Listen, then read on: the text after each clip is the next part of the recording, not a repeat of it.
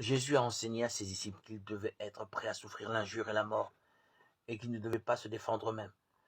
Mais cet enseignement du Nouveau Testament fut oublié lorsque saint Augustin eut amené l'Église à croire que ses membres pouvaient participer à des guerres justes. Les ordres religieux, moines et moniales se devaient de respecter l'enseignement du Nouveau Testament. Quant au reste des chrétiens, ils pouvaient s'en tenir aux codes moins exigeants acceptés par l'Église. Après 364, l'Empire romain fut gouverné par deux empereurs, l'empereur d'Orient et l'empereur d'Occident.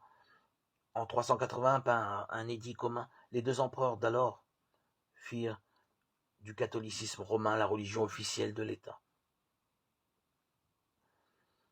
Ces deux empereurs étaient Théodose et Gratien.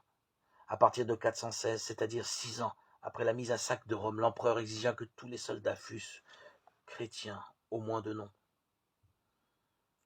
Nous avons vu que tous les leaders et écrivains chrétiens de l'Église d'avant Constantin le Grand enseignaient la non-résistance. Mais le grand homme d'Église du début du 5e siècle, saint Augustin, introduisit et enseigna la doctrine de la guerre juste. Malheureusement, cette position est devenue celle de la majorité des chrétiens depuis cette époque.